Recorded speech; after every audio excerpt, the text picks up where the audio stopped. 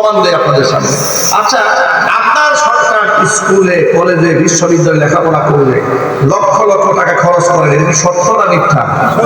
আরো জোরে বলেন। এ কথাও তো সত্য যে লোক স্কুলে কলেজে ইউনিভার্সিটি বাচ্চাকে পড়ানোর জন্য মাসে 10,000 টাকা বাজেট করে, সে কোরআন শেখার জন্য 1,000 টাকাও বাজেট করে। কেন? তার কাছে কোরআনের অনেক দাম আছে, এই জন্য নাকি? তার কাছে 4 পয়সা করবে। বরং প্রাইভেট যদি কেউ পড়ায়, শিক্ষক মাসে 2,000 টাকাও যদি বেতন দেয়, তারা বলে হুজুরি এত টাকা দিয়ে কি করবে? কথা বলে উনি 4,000, 5,000, 10,000 টাকা ইংরেজি, ম্যাথমেটিক্স, অঙ্কের পেছনে খরচ করবে, বিজ্ঞানে খরচ করবে, কোনো প্রশ্ন আসে না। ডাক্তারি পড়াতে গেলে 25 লাখ, 30 লাখ, 40 লাখ, 50 লক্ষ টাকা খরচ হয়। এখানেও কোনো আপত্তি নাই। যত আপত্তি আছে কোরআন পড়তে গেলে, হুজুরি এত টাকা দিয়ে কি করবে? কথা বলেন ঠিক কি না? এই জন্য সমাজের লোকেরা আলেমদেরকে দাম দেয় না, মুয়াজ্জিনদেরকে তো মূল্যই দেয় নাই। যদি এই এলাকায় অনেক দাম দেয়, ঠিক না? না, দাম দেয়, কোথাও দাম দেয় না। এটা অত্যন্ত লজ্জাজনক ভাই। মনে রাখবেন, কিয়ামতের দিন মুয়াজ্জিন সাহেবকে আল্লাহ সুপারিশের সুযোগ দেবেন। জোরে কর না সুবহানাল্লাহ। হাফেজ কোরআনদেরকে সুপারিশের সুযোগ দেবেন, আলেমদেরকে আল্লাহ তাআলা সুপারিশের সুযোগ দেবেন। সর্বপ্রথম আল্লাহ তাআলা নবীদেরকে সুপারিশ করার সুযোগ দিয়ে দিবেন। জোরে কর আল্লাহু আকবার। হাদিস শরীফের মধ্যে এসেছে, ইয়াশফাউ ইয়াউমাল কিয়ামাতি সালাসাতুন আল আমবিয়া সুম্মা আল উলামা সুম্মা আশ শুহাদা। সুপারিশ করার সুযোগ পাবে প্রথমত 3টা শ্রেণী। 1 নম্বর হচ্ছে উলামারা সুযোগ, 1 নম্বর হচ্ছে নবীগণ সুপারিশ করার সুযোগ পাবে। প্রথমত সমস্ত নবীরা আল্লাহর ভয়ে হাসরের ময়দানের ভয়াবহ চিত্র দেখে সমস্ত নবীরা পর্যন্ত চুপ হয়ে যাবে, ইয়া নাফসি বলে কান্নায় ভেঙে পড়বে। হাসরের সমস্ত মানুষগুলো দৌড়ায়া আদি পিতা হযরত আদম আলাইহিস সালাতু ওয়াস সালামের কাছে যাবে, গিয়া বলবেন, ইসফালি যুররিয়াতি, আপনি তো আমাদের পিতা হন। হযরত আদম আলাইহিস সালাতু ওয়াস সালাম আমাদের কি হন যদি বলেন? কথা বলেন। নিজের বাবার পরিচয় দিতে কি লজ্জা হয় নাকি ভাই? আদম আলাইহিস সালাম আমাদের কি হন? আমাদের বাবা হন। সুবহানাল্লাহ বলেন। এই কথাটা কেন আপনাদের মুখ থেকে শোনাইলাম, উচ্চারণ কেন করালাম শোনেন। এই পৃথিবীর অসংখ্য মানুষ অপপ্রচার চালায় যে আদম আলাইহিস সালাতু ওয়াস সালাম থেকে বিশ্ব পরিমণ্ডলে মানুষের আবিষ্কার হয় নাই, বরং মানুষের পূর্বপুরুষ ছিল বানর। আচ্ছা, আপনাদের কি মনে হয় আমি কাল করে কথা বললাম? এটা কিন্তু গত বছর শিক্ষা সিলেবাসে বাচ্চাদের বইয়ের মধ্যে ঢুকে দেওয়া হবে গল্পের আকারে। আপনারা তো চিন্তাই করতে পারেন না যে স্বৈরাচারী মনে হয় বিএনপি আর জামাতের উপর নির্যাতন চালিয়েছে। না, স্বৈরাচারী এই দেশের শিক্ষা সিলেবাসের উপর প্রচার করেছে, আদর্শকে ধ্বংস করে দিয়েছে, নির্লজ্জতা প্রতিষ্ঠা করার আন্দোলন করেছে, সমকামিতাকে প্রমোট করেছে, বেহায়াপনাকে উস্কে দিয়েছে, মাদ্রাসা মাহফিলগুলো বন্ধ করে দিয়েছে, পক্ষান্তরে নাচ গানের অনুষ্ঠানকে একেবারে ব্যাপক করে দিয়েছিল। কথা বলতে হবে, ঠিক কিনা? বইয়ের সিলেবাসে ওরা দিয়ে দিয়েছিল পূর্বপুরুষ বানর।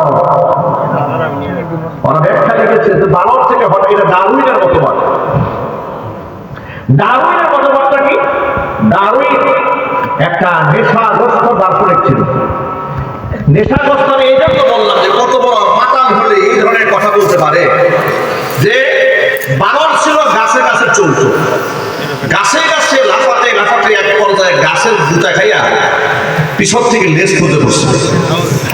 লেজ করে দেওয়ার পরে আরো কিছু লাফাইছে। এরপরে তিনি গাছের ফল ফল হাবি খাইতে খাইতে আস্তে আস্তে মানুষ হয়ে গেছে। যে এই কথা বলেছে ও কি সুস্থ না পাগল? আরো জোরে বলেন। পাগলের সিলেবাস দ্বারা পাগলের এই কথাকে যারা বইয়ের পাতায় অন্তর্ভুক্তি করেন, ওরা কি এগুলো পাগল। কথা বল, ঠিক আছে? পাগল তো সেটা করেছে, কিন্তু পাগলের এই বক্তব্যকে সমর্থন করে যারা বইয়ের পাতায় ঢুকেছে, এগুলা কি পাগল। এই জন্য আপনাদেরকে বলি ভাইয়েরা আমার, আমাদের আদি পিতার নাম কি বলেন তো সকলে? বুঝতে ভুল করেছে। জাতির পিতার নাম কি? আলাইহিস সালাম আদি পিতার নাম আদম আলাইহিস সালাম। আদম আলাইহিস সালাম এই দুনিয়ার প্রথম নবী আর প্রথম মানুষ। হাসরের ময়দানে মানুষগুলো সর্বপ্রথম আদম আলাইহিস সালামের কাছে যাবে, গিয়ে বলবেন ইসফাআলি যুররিয়াতি, আপনি আপনার সন্তানদের জন্য একটু দোয়া করেন আল্লাহর কাছে, সুপারিশ করেন আল্লাহর কাছে। আদম আলাইহিস সালাম বলবেন আনা লাস্তু লাহা, আই আনা লাস্তু লিশফাআ, আমি শাফাআতের উপযুক্ত মনে করি না নিজেকে, আমি আজকে রবের সামনে কোনো কথা বলতে পারবো না। তবে তোমাদেরকে আমি একটা সাজেশন দেই, সাজেস্ট করে তোমাদেরকে পরামর্শ দেই, তোমরা চলে যাও আল্লাহ নবী সাল্লাল্লাহু আলাইহি ওয়াসাল্লাম, আল্লাহ অন্যতম নবী আদম সানি যাকে বলা হয় হযরত নূহ আলাইহিস সালাতু ওয়াসসালামের কাছে চলে যাও। লোকেরা নূহ আলাইহিস সালাতু ওয়াসসালামের কাছে যাবে, গিয়ে বলবেন ইসফা লানা, আমাদের জন্য একটু সুপারিশ করেন। নূহ আলাইহিস সালাতু ওয়াসসালাম বলবেন আনা লাস্তু লাহা, আমি এর উপযুক্ত নই, বরং তোমরা চলে যাও জাতির পিতা ইব্রাহিম আলাইহিস সালাতু ওয়াসসালামের কাছে। মানুষগুলো দৌড়ে ইব্রাহিম আলাইহিস সালাতু ওয়াসসালামের কাছে যাবে। ইব্রাহিম আলাইহিস সালাতু ওয়াসসালাম বলবেন আনা লাস্তু লাহা, আমি সুপারিশ করার উপযুক্ত নই, বরং আমি তোমাদেরকে সাজেশন করি তোমরা নবী মুসা কালিমুল্লাহর কাছে চলে যাও। মুসা কালিমুল্লাহর কাছে যাওয়ার পরে তিনি বলবেন আনা লাস্তু লাহা, আমি এর উপযুক্ত নই, বরং তোমাদেরকে আমি একজন নবী সাজেস্ট করি, তিনি হচ্ছেন ঈসা রূহুল্লাহ। ঈসা আলাইহিস সালাতু ওয়াসসালামের কাছে যাও, তিনি আল্লাহর সাথে কথা বলতে পারবেন। ঈসা আলাইহিস সালাতু ওয়াসসালামের কাছে যাওয়ার পর তিনি বলবেন আনা লাস্তু লাহা, আইলা আনা লাস্তু লিশফা, আমি শাফাআতের উপযুক্ত নই, বরং তোমাদেরকে আমি সাজেস্ট করি দু জাহানের বাদশা আখির জামানার পয়গম্বর বিশ্বনবী মুহাম্মদ রাসূলুল্লাহ সাল্লাল্লাহু আলাইহি ওয়াসাল্লামের কাছে তোমরা চলে যাও, তিনি সুপারিশ করার একমাত্র হকদার। সব মানুষ দৌড়ে আমাদের নবীর কাছে যাবে, গিয়ে বলবেন আপনি আমাদের জন্য একটু দোয়া করেন। হুজুর বলবেন আনা লাহা, আনা লাহা, নিশ্চয়ই আমি এর হকদার। চিল্লায় বলেন আল্লাহু আকবার। আমাদের নবী কিয়ামতের দিন শাফাআত কুবরা করবেন। শাফাআত কুবরা হচ্ছে সমস্ত হাসরবাসীর জন্য তিনি আল্লাহর কাছে সুপারিশ করবেন। বিচার কার্য শুরু হয়ে যাবে। বিচার কার্য শুরু হওয়ার পরে নবীকে আল্লাহ পাক স্পেশাল একটা পাওয়ার দিবেন। সেই পাওয়ারটা কি শুনে? সেই পাওয়ার হলো আল্লাহ পাক তার হাবিবকে ডাক দিয়ে বলবেন ইয়া মুহাম্মদ আদখিল মিন উম্মাতিকা মান লা হিসাবা আলাইহিম মিনাল বাবিল আইমান। জান্নাতের ডান পাশে একটা দরজা আছে, ওই দরজা দিয়ে আপনার উম্মতের ওই সমস্ত ব্যক্তিদেরকে আপনি জান্নাতে ঢুকায় দেন যাদের আমল নামার কোনো হিসাব হবে না। আপনার পছন্দ মতো আপনি ঢুকায় দেন। আল্লাহ নবী অসংখ্য মানুষদেরকে নিজ হাতে জান্নাতে ঢুকায় দিবেন যাদের আমল নামার মধ্যে কোনো হিসাব হবে না। আল্লাহ রাব্বুল আলামিন আপন মেহেরবানিতে সকলকে মাফ করে দিবেন। সুবহানাল্লাহ। প্রিয় ভাইরা, যাদের আল্লাহ বিনা হিসেবে জান্নাত দেবে তাদের মধ্যে আমাদের নামটাও যেন আল্লাহ পাক রাখেন। জোরে জোরে কার আল্লাহুম্মা আমিন। সত্যটা দোয়া শিখাই দিয়ে মনে রাখবেন সব সময় না পাঁচ ওয়াক্ত নামাজের পর আল্লাহকে ডাকতে বলবেন আল্লাহুম্মা হাসিবনি হিসাবান ইয়াসীরা, আল্লাহুম্মা হাসিবনি হিসাবান ইয়াসীরা। আল্লাহ তাআলা তুমি আমাদের জন্য হিসাবকে সহজ করে দাও, হিসাব সহজ করে দাও। হিসাব সহজ করার মানে হচ্ছে বিনা হিসেবে জান্নাত দান করে দেওয়া। সুবহানাল্লাহ। কথাটা মনে থাকবে ইনশাআল্লাহ। ইনশাআল্লাহ। নবী করিম সাল্লাল্লাহু আলাইহি ওয়াসাল্লাম তিনি বলেছেন সালু লিয়াল ওয়াসিলা, তোমরা আমার জন্য আল্লাহর কাছে ওয়াসিলা তালাশ করবে। ওয়াসিলা হচ্ছে মাকামে মাহমুদ, ওই সম্মানিত স্থান যেখানে সিজদায় পড়ে নবী সাল্লাল্লাহু আলাইহি ওয়াসাল্লাম উম্মতের জন্য কান্নায় ভেঙে পড়বে। কষ্ট হচ্ছে কিসের ভাইরা? পয়েন্টগুলো খুব ভালো করে শোনেন। আল্লাহর নবী সিজদায় পড়ে এত কাঁদা কাঁদবেন, আল্লাহর এত প্রশংসা করবেন। নবীজি বলেছেন এমন এমন শব্দে আমি আল্লাহর প্রশংসা করব, ওই শব্দগুলো এখন আমি বলতে পারবো না। লা আকাদিরু আলাইহি, শব্দগুলো আমার জানা নাই। কিয়ামতের দিন আল্লাহ ইলহাম করে আমার অন্তরের মধ্যে শব্দগুলো ঢেলে দিবে। সুবহানাল্লাহ। আমি সেই শব্দ দিয়ে আল্লাহর প্রশংসা করব আর সিজদায় পড়ে কান্নায় ভেঙে পড়ব। আল্লাহ পাক আমাকে বলবেন ইয়া মুহাম্মদ ইরফা রাসাক, ও মুহাম্মদ মাথা আপনি উঠান, ওয়াকুল ইউসমা, আপনি আজকে বলেন আপনার কথা আজকে শোনা হবে। ওয়াসাল তো আপনি আজকে চান আপনাকে প্রদান করা হবে। ওয়াসফা'তু শাফা'তু, সুপারিশ করুন, নিশ্চয়ই আপনার সুপারিশ মঞ্জুর করা হবে। আল্লাহ নবী মাথা উঠাবেন, উঠায় বলবেন, আল্লাহ আমার তো মনের শান্তি নাই। কেন শান্তি নাই? কি হয়েছে? কষ্ট কেন? রব্বুল আলামিন আমার উম্মতের অসংখ্য মানুষ জাহান্নামে হাবুডুবু খাচ্ছে, দৃশ্যমান বরদাস্ত হচ্ছে না। আল্লাহ পাক বলবেন, আমার হাবিব, যাদের অন্তরে বুটের দানা পরিমাণ ঈমান আছে, জবের দানা পরিমাণ ঈমান আছে, ওই সমস্ত মানুষগুলোকে বাছাই করে করে আপনি জাহান্নাম থেকে বের করে জান্নাতে ঢুকাইয়া দেন। আল্লাহ অসংখ্য জাহান্নামে গ্রেফতার হওয়া উম্মতদেরকে নিজ হাতে জাহান্নাম থেকে বের করে জান্নাতের মধ্যে ঢুকাই দেবেন। ঢুকাই দিয়ে আবার সিজদায় করে কান্নায় ভেঙে পড়বেন। আল্লাহ পাক আবার পূর্বের মতো একই ডাক দিয়ে বলবেন, মুহাম্মদ মাথা উঠান, আপনি বলেন, আপনাকে শোনা হবে, আপনি আপনি চান, আপনাকে দেওয়া হবে, সুপারিশ করুন, মঞ্জুর করা হবে। আল্লাহ নবী মাথা উঠা করবেন। আল্লাহ পাক বলবেন, ও আমার হাবিব, এখন আপনি কি চান? আল্লাহ নবী বলবেন, রব্বুল আলামিন আমার উম্মতের অনেক মানুষ জাহান্নামে আছে। আল্লাহ পাক বলবেন, আদনা মিন বুররা, আদনা মিন জাত, আদনা মিন বুররাতিন, একেবারে বুটের দানার চাইতে কম ঈমান যার অন্তরে আছে এমন মানুষগুলোকে বাছাই করে করে আপনি জাহান্নাম থেকে বের করে জান্নাতে ঢুকিয়ে দেন। সুবহানাল্লাহ। নবীজি সাল্লাল্লাহু আলাইহি ওয়াসাল্লাম দ্বিতীয়বার এই চান্স পাবেন। দ্বিতীয়বারের মতো উম্মতের জন্য কান্না করে অসংখ্য মানুষদেরকে জাহান্নাম থেকে উদ্ধার করে জান্নাতে ঢুকাবেন। তৃতীয়বার নবীজি আবারও সিজদায় পড়ে কান্নায় ভেঙে পড়বেন। আল্লাহ পাক তাকে একই কথা বলবেন, ও মুহাম্মদ মাথা উঠান, আপনি চান, আপনাকে দেওয়া হবে, সুপারিশ করে মঞ্জুর করা হবে, বলেন, আপনার কথা আজকে শোনা হবে। আপনারা কি একটু আন্দাজ করতে পারেন আদম আলাইহিস সালাতু ওয়াস সালাম থেকে শুরু করে কিয়ামত পর্যন্ত কি পরিমাণ মানুষ? এই সমস্ত মানুষগুলা কেউ কথা বলতে সাহস পাচ্ছে না। ওই মজলিসে আল্লাহ একজন ব্যক্তিকে বলবেন, মাথা উঠান, আপনি বলেন, শোনা হবে।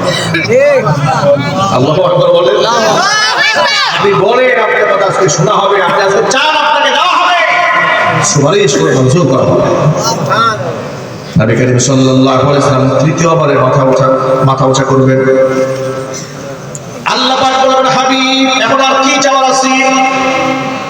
নবীজি সাল্লাল্লাহু আলাইহি ওয়াসাল্লাম বলবেন, রব্বুল আলামিন এখন পর্যন্ত আমার উম্মতের অসংখ্য মানুষদেরকে দেখতে পাচ্ছি জাহান্নামে হাবুডুবু খাচ্ছে।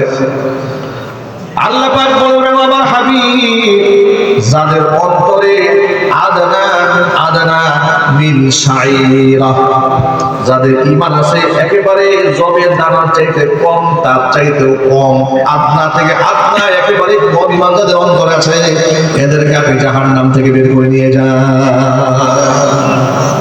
জাহান্নাম থেকে বের করে নিয়ে যান। কয়বার হলো? তিনবার। তিনবার রাসূল পাক সাল্লাল্লাহু আলাইহি ওয়াসাল্লাম নিজের জন্য একটা বারের জন্য কিছু চাইলেন। সেই স্ত্রী মা খাদিজাতুল কুবরা, যার ব্যাপারে দুনিয়া থেকে রাসূল দোয়া করেছিলেন, হে আল্লাহ, খাদিজাকে দুনিয়া থেকে তুমি আমার কাছ থেকে নিয়ে গেছো, কাল হাসরের মাঠে আমি খাদিজাকে না হারাই না। সেই খাদিজাকে চাইলেন না, হাসান হুসাইনের জন্য কিচ্ছু চাইলেন না, সব উম্মতের জন্য চেয়েছে। আল্লাহু আকবার। উম্মাহকে কত ভালোবেসেছেন আল্লাহ। এটা কোরআন মাজিদে বলেছেন, লাকাদ জাআকুম রাসূলুম মিন আনফুসিকুম আযীযুন আলাইহি মা আনিতুম আযীযুন আলাইহি মা আনিতুম হারিসুন আলাইকুম বিল মুমিনিনা রাউফুর রহিম।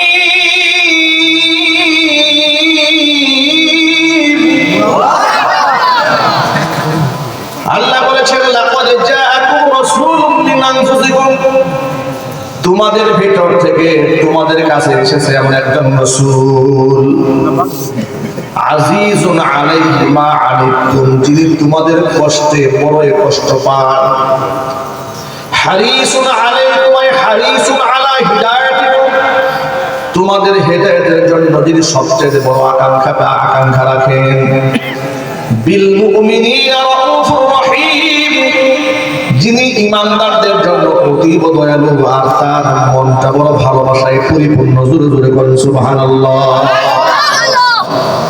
কত মহাব্বত উম্মতের জন্য। 4 বার সুযোগ পাবে, 3 বার চান্স দেওয়া হয়েছে, একটা বার তিনি নিজের জন্য কিন্তু চাইলেন না।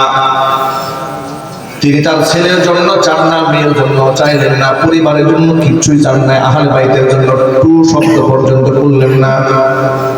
এবার চতুর্থবারের মতো আবারও সিজদায় করে কান্নায় ভেঙে পড়লেন। আল্লাহ পাক বলবেন, ও আমার হাবিব মাথা উঠান, কি বলার বলেন, যা বলার আপনি বলেন, আপনার কথা আজকে শোনা হবে, আপনি যা চাবেন আপনাকে দেওয়া হবে, সুপারিশ করে মঞ্জুর করা হবে।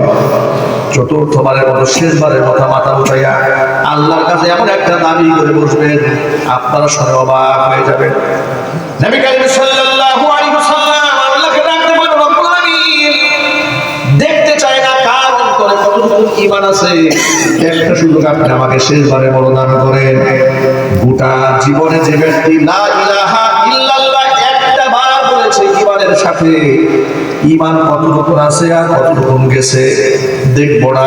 সারা জীবনে শুধুমাত্র কেবলমাত্র একটা বার শুধু লা ইলাহা ইল্লাল্লাহ বলেছে এমন ব্যক্তি একজনকেও জাহান্নামে রাখবো না, সবগুলাকে আমি জান্নাতে নিয়ে যাব। আল্লাহ পাক তার রাসূলকে থামিয়ে দেবেন, থামিয়ে দিয়ে বলবেন, ও আমার হাবিব আপনার জন্য যতটুকু করার ছিল আপনি করেছেন, এখানে আপনার আর কোনো হক নাই, এখন আমার হক শুরু হয়ে গেছে। সুবহানাল্লাহ বলেন। আল্লাহর একটা ওয়াদা আছে রাসূলুল্লাহর সাথে, দুনিয়া থেকে নবী করিম সাল্লাল্লাহু আলাইহি ওয়াসাল্লামের সাথে আল্লাহ পাকের একটা ওয়াদা আছে। সেই ওয়াদা হচ্ছে, ইন্না সানুরদিকা ফি উম্মাতিকা ওয়ালা নাসুক। ও আমার হাবিব আপনার উম্মতের ব্যাপারে অচিরে আপনাকে আমি সন্তুষ্ট করে ছাড়বো, আপনার উম্মতের ব্যাপারে আপনার মনের মধ্যে আমি কোনো কষ্ট রাখবো না। আপনারা একটু ইমানদারের কথা জবাব দেবেন, আল্লাহ মিথ্যা ওয়াদা করেন না, আরো জোরে বলেন না। وَمَنْ أَصْدَقُ مِنَ اللَّهِ قِيلًا আল্লাহর চাইতে সত্যবাদী আর কেউ নাই। এখন আল্লাহর নবী তো দাবি করেছিলেন যার জীবনে একটা বার লা ইলাহা ইল্লাল্লাহ বলেছে, এগুলাকে জাহান্নাম থেকে বের করে নিয়ে আসবেন, নবীজিকে আল্লাহ থামায় দিবেন, থামেন। আল্লাহ পাক এরপরে বলবেন, ওয়া জিবরিয়াই ওয়া ইজ্জাতি ওয়া কিবরিয়াই ওয়া কুদরতি, আমার শক্তি সামর্থ্যের কসম, আমার ইজ্জতের কসম, আমার বরত্বের কসম, আমার রাজত্বের কসম করে বলছি, লা উখরিজান্না মান ক্বালা লা ইলাহা ইল্লাল্লাহ, যারা জীবনে একটা বার ঈমানের সাথে লা ইলাহা ইল্লাল্লাহ বলেছে ওই সমস্ত ব্যক্তিদেরকে আমি আল্লাহ নিজ হাতে জাহান্নাম থেকে বের করে জান্নাতের মধ্যে ঢুকায় দেব। কত দয়া আল্লাহ পাকের মাধ্যমে, সুবহানাল্লাহ বলেন, কত মায়া। বোঝাতে চেয়েছে আপনাদের সামনে নবীজির কত মহব্বত উম্মতের প্রতি, এত ভালোবাসা রাসূলের আছে। এরপরে নবী সাল্লাল্লাহু আলাইহি ওয়াসাল্লাম বলবেন, ইন্না কওমি ইত্তাখাযু হাযাল কুরআনা মাহজুরা, কুরআনকে যারা অবহেলা করেছে তাদের বিরুদ্ধে নবীজির নালিশ আছে। ঠিক না বলেন? কুরআনকে যারা অবহেলা করেছে তাদের বিরুদ্ধে রাসূলের নালিশ নাই। আচ্ছা, আপনারা কি কেউ চান কিয়ামতে নবীজি আমার বিরুদ্ধে মামলা করুক? না, একজনও চান না, কেউ কি চায় না? রাসূল যদি কারো বিরুদ্ধে দাঁড়ায় যায় তার মুক্তির রাস্তা কোথায়? নাই। আল্লাহ রাসূল যদি কারো বিরুদ্ধে বলে মুক্তির কোনো পথ থাকবে? থাকবে না। এই জন্য কোরআনকে আপন বানাই নিতে হবে। ইনশাআল্লাহ আমাদের ঘরে ঘরে একজন করে কোরআনের হাফেজ তৈরি হবে। ইনশাআল্লাহ বলতে খুব কষ্ট হচ্ছে নাকি? কি মনে হয় ছেলে হাফেজ হলে, নাতি হাফেজ হলে আপনি চুকবেন? আল্লাহ আপনাকে জিতাই দেবে দুনিয়ায় এবং আখিরাতে। আপনাদেরকে আমি আমার নিজের বরত্বের কথা বলি না, আল্লাহ রাব্বুল আলামিনের খাস রহমতে আমি 11 বছর বয়সে হাফেজ হয়েছি। সুবহানাল্লাহ। তখন আমি জানতাম না যে হাফেজের দাম কত। সুবহানাল্লাহ। মুরব্বিরা, এলাকার মুরব্বিরা আমাকে বলতেন হাফেজ সাহেব, নাম ধরে রাখতেন। কি বলতেন? হাফেজ সাহেব। বয়স আমার 11 বছর, আমি সাহেব হয়ে গেছি। এলাকার মানুষ আমার কি বলে? হাফেজ সাহেব। হাফেজ সাহেব বসে, হাফেজ সাহেব সামনে আসে, এগুলো বলছে। মনে হয় চিন্তা করতাম বাবার বয়সী মানুষগুলো আমাকে সাহেব বলে। সুবহানাল্লাহ, কি সম্মান আল্লাহ দিয়েছেন। কিন্তু এটা তো বুঝতাম না যে এই সম্মান তো কোরআনের কারণে। কথা বলছি কিনা বলুন? এই সম্মান কিসের কারণে? কোরআনের কারণে। কয়েক বছর আগে গাজীপুরে এক মাহফিলে গেছি। তো মাহফিল কর্তৃপক্ষ আমরা যেখানে যাই সর্বোচ্চ নিজের সর্বোচ্চ সম্মানটা দেওয়ার চেষ্টা করে, ঠিক কিনা? সবাই তো যে রুমের মধ্যে আমাদেরকে বসিয়েছে, বসাবার পরে বাড়ির যিনি মালিক তিনি বেশ ধনাঢ্য ব্যক্তি, শ্রীপুরে বাড়ি, চাউলের ব্যবসা করে, বিরাট ধনী মানুষ। আমাদেরকে খাটের মধ্যে বসিয়ে উনি ফ্লোরের মেঝের মধ্যে বসে, আমার বাবার বয়স। তা আমি তাকে বললাম যে চাচা এটা কি কাজ হলো? আপনি আমাদেরকে খাটে বসিয়ে, আমার সাথে আরো লোকজন ছিল, যে আপনি নিচে বসলেন। বলে হুজুর আপনি আলেম মানুষ, আপনার পাশে কি আমি বসতে পারি না? আল্লাহু আকবার। আমি হতবাক হয়ে গেছি। আমি বললাম চাচা এটা আপনি কি করলেন? আমি খুব লজ্জিত হচ্ছে, এখানে লজ্জাবোধ করছে, আপনি একটু উপরে আসেন। উনি কোনোভাবে আসেন না, রাসূল বান্দার টেনে হাত দিয়ে টান দিয়ে এনে পাশে বসান। তিনি বললেন হুজুর ইউটিউবে যত বয়ান আছে আমি দোকানে বসে বসে আপনার সব বয়ান শুনি। বয়ান শুনতে শুনতে শুনতে শুনতে আপনার প্রতি আমার এত ভালোবাসা জন্মেছে, এত শ্রদ্ধা ভক্তি হয়েছে, আমি আপনার সামনে বসতেই সাহস পাচ্ছি না। মনে মনে ভাবলাম সন্তান সমতুল্য আমি, পিতৃ সমতুল্য তিনি। আল্লাহর কোরআনের কথা বলার কারণে উনি আমার পাশে বসতে চাচ্ছে না, মাটিতে বসে যাচ্ছে। আল্লাহু আকবার। খানা খেতে বসেছি, খানা একটু বেশি হয়েছে, জোটা হয়ে যাবে, একটু বেশি হয়ে গেলে খাবার। পাশ থেকে মুরব্বি প্লেট টান দিয়ে বলে হুজুর কোনো টেনশন নেবেন না, খাবার একটু বেশি হয়েছে, কোনো অসুবিধা নেই, এই খানা আমি খাবো। বলে এই মহব্বত কে সৃষ্টি করেছে? এটা কি টাকা পয়সা দিয়ে সম্ভব? আল্লাহর কসম পৃথিবীর কোন রাজা বাচ্চা সেই সম্মান দুনিয়াও পাবে না, আখিরাতেও পাবে না যে সম্মান একজন আলেম একজন হাফেজ পাবে। ঠিক কিনা বলেন? সুতরাং আপনার সন্তান আপনার সম্পদ, আপনার সন্তান আপনার সম্মান, সে সম্মান দুনিয়াতে, সম্মান আখিরাতে। আপনার কোরআন কারিমের হাফেজ সন্তান সুদখোর হবে না, ঘুষখোর হবে না, সন্ত্রাস হবে না, মাস্টার হবে না, মাদক সেবনকারী হবে না, ধর্ষণ হবে না, বাপ মাকে বৃদ্ধ বয়সে বৃদ্ধাশ্রমে পাঠাবে না। ঠিক কিনা বলেন? মা বাবাকে ভালোবাসবে, কারণ কোরআন তাকে বাপ মাকে শ্রদ্ধা করতে শিখিয়েছে। আমরা কি বাপ মাকে ভালোবাসবো না ইনশাআল্লাহ? মাকে ভালোবেসে এই পৃথিবীতে হয়েছে যারা আজ ধন্য, পৃথিবীর সব সুখ আল্লাহর সন্তোষ শুধু তারই জন্য, পৃথিবীর সব সুখ আল্লাহর সন্তোষ শুধু তারই জন্য। মাকে ভালোবেসে এই পৃথিবীতে হয়েছে যারা আজ ধন্য, পৃথিবীর সব সুখ আল্লাহর সন্তোষ শুধু তারই জন্য, পৃথিবীর সব সুখ আল্লাহর সন্তোষ শুধু তারই জন্য। বায়েজিদ বোস্তামি খোদার হলো কত প্রিয়, সে যে মার ভালোবাসা দুয়ার কারণেই জেনে নিও। বায়েজিদ বোস্তামি খোদার হলো কত প্রিয়, সে যে মার ভালোবাসা দুয়ার কারণেই জেনে নিও। মার ভালোবাসা পেলে খোদার রহম মেলে, মার ভালোবাসা পেলে খোদার রহম মেলে, তুমি জগৎ অরণ্য, পৃথিবীর সব সুখ আল্লাহর সন্তোষ শুধু তারই জন্য। মাকে ভালোবেসে এই পৃথিবীতে হয়েছে যারা আজ ধন্য, পৃথিবীর সব সুখ আল্লাহর সন্তোষ শুধু তারই জন্য,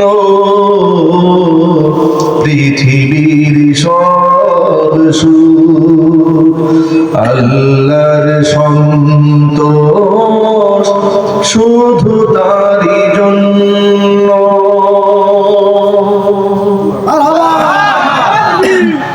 মাকে ভালোবাসতে পারবো ইনশাল্লাহ, বাবাকে ভালোবাসতে পারবো। আমাদের বাবা মা আমাদের ওসিলায় যেন জান্নাত পান, আল্লাহ যেন কবুল করেন। আমি অত্যন্ত বিনয়ের সাথে আপনাদের ছোট্ট একটা আবদার করবো, কষ্ট হচ্ছে আপনাদের? এই আবদারটা কেউ ফেলবেন না, আগে ওয়াদা করে হাত তোলেন, হাত তোলেন। ছোট্ট একটা আবদার করবো, আপনাদের সামর্থ্যের ভিতরে আবদারটা থাকবে ইনশাল্লাহ। হাত তোলেন, আল্লাহ যেন কবুল করেন। এই যে মাদ্রাসায় এই অজপাড়া গাতে যে সন্তানগুলো তৈরি হচ্ছে, এক একটা হীরার টুকরা, ঠিক কিনা বলেন?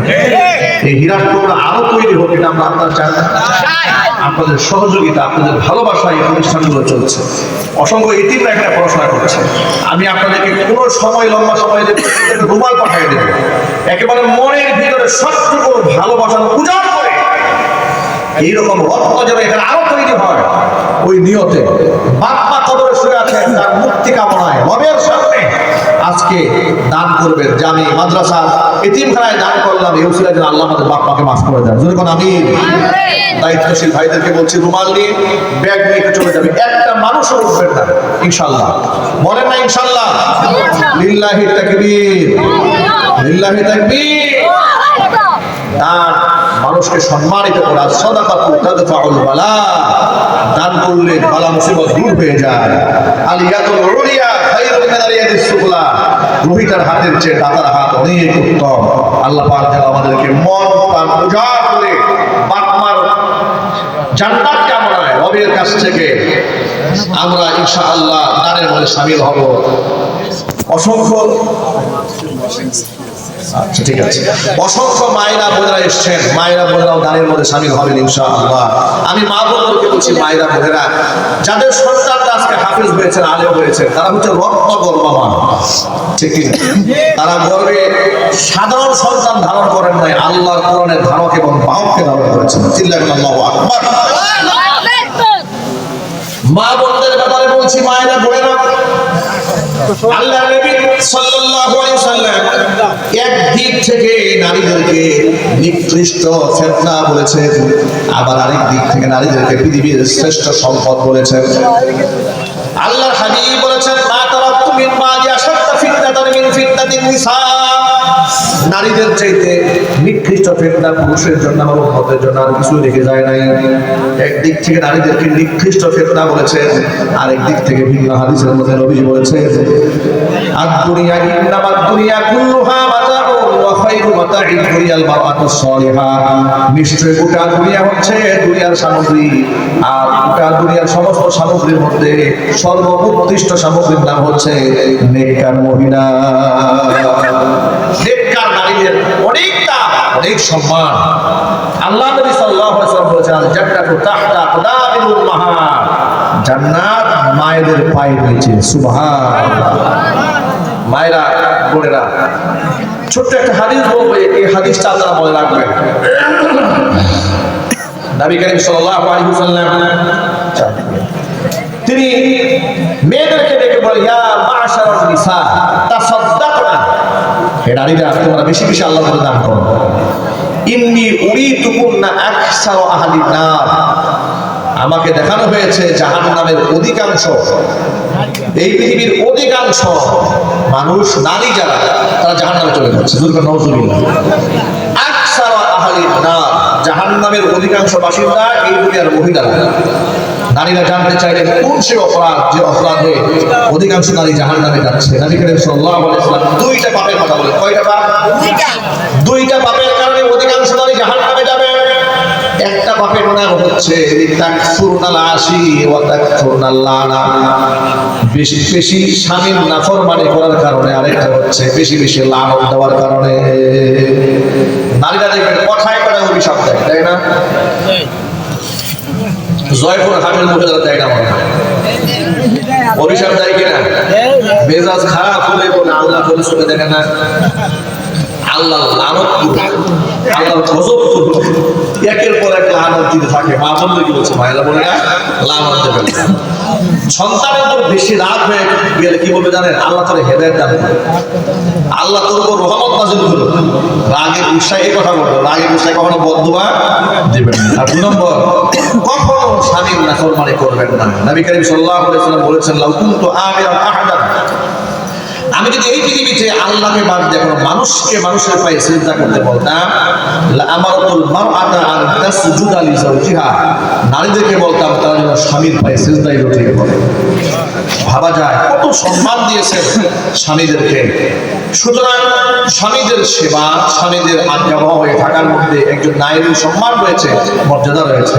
অনুরূপভাবে আবার স্বামীদেরকেও বলবো, এমন যেন না হয় যে আল্লাহ তো আমাকে একবার নবাব জাদা রাসূলুল্লাহ খান বানাই দিয়েছেন, আমি সলিমুদ্দিন, আমি বউরে কোনো খেদমত করবো না, সম্মান দেবো না, অধিকার দেবো না, আমি শুধু সম্মান তালাশ করবো। এটা হবে আরেক ধরনের বেইনসাফ, নাফরমানি। ঠিক কিনা বলেন? স্ত্রীরা যেমন আমাদেরকে সম্মান দেবে, আমাদের দায়িত্ব হচ্ছে স্ত্রীদের হক আদায় করা, তাদের মহব্বত করা, তাদের পছন্দকে প্রাধান্য দেওয়া। এই কাজগুলো করতে পারবো ইনশাআল্লাহ। আল্লাহ তাআলা যেন এই কথাগুলো আমাদের সকলকে আমল করতে দান করেন। হুজুর আমার তেলাওয়াতের আবদার ছিল, হুজুর একটা আযান পরে তেলাওয়াতে সাধারণ জনতা আযান শুনতে চেয়েছে। তেলাওয়াত আগে আজকে পুরো বয়ান খালি তেলাওয়াত করেছি। পরে একটু আযান শুনে লাগছে। আযানই দেন হুজুর, আযানই শুনি। রাত তো অনেক বেশি হয়ে গেছে, একটু আযান শোনাচ্ছি ইনশাআল্লাহ। আল্লাহু আকবার, আল্লাহু আকবার,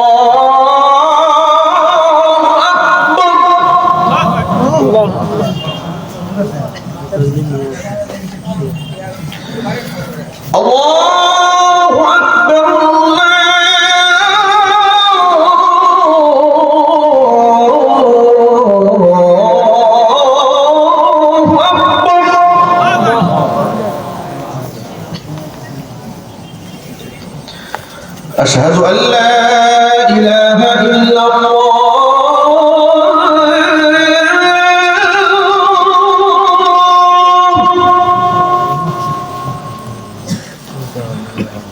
أشهد أن لا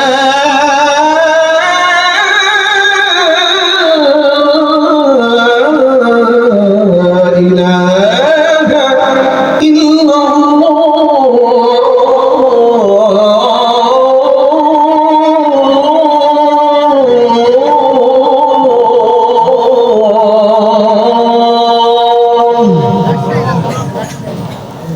আজানের এই ধ্বনিটি এখন গভীর রাত, মাইকে কয়েক কিলোমিটার চলে যাচ্ছে। যারা ঘুমায় গেছিল সব নার্ভাস, কোন মুয়াজ্জিন পাগল হয়েছে, রাত 12টা আজান দিচ্ছে। আপনাদের আবেদনের প্রেক্ষিতে আজানের শুনিয়েছি। আল্লাহ তাআলা আজানের এই কণ্ঠের মধ্যে যে আকর্ষণ রেখেছেন, আমি মাঝে মাঝে অবাক হই। আমরা সাধারণ মানুষ, আমাদের কাছ থেকে আজান শোনার জন্য মানুষ এরকম দেওয়ানা হয়ে থাকে। হযরত বিলাল রাদিয়াল্লাহু তাআলা আযান না জানি কত আকর্ষণ ছিল। আল্লাহ পাক সেই আযান আমাদেরকে জান্নাতে শোনার সৌভাগ্য দান করেন। জান্নাতে গেলে তো সবার মনে আশা আল্লাহ পূরণ করবে, ঠিক না? দাউদ আলাইহিস সালাতু ওয়াস সালামের কণ্ঠ শুনবো ইনশাআল্লাহ, নবীজির কণ্ঠে কোরআন শুনবো ইনশাআল্লাহ। বলে কি শোনা যাবে না? যাবতীয় শোনার জন্য বেশি কাজ কি? জান্নাতে গিয়ে আল্লাহ পাকের কোরআন শুনবো রাসূলের কণ্ঠে ইনশাআল্লাহ। আল্লাহ যেন আমাদের মনের সমস্ত আকাঙ্ক্ষা, কামনা, বাসনা বেহেশতে পূরণ করে দেন। আমিন।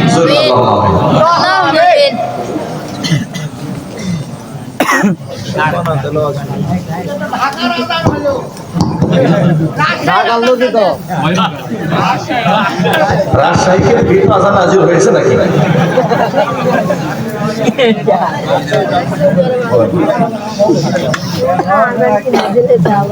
সংগ্রামী তাওহীদ জনতা, মাগরিবের পর থেকে নিয়ে পর্যন্ত কোরআন এবং সুন্নাহর আলোকে অত্যন্ত গুরুত্বপূর্ণ কথা আমরা শুনছিলাম যে আল্লাহ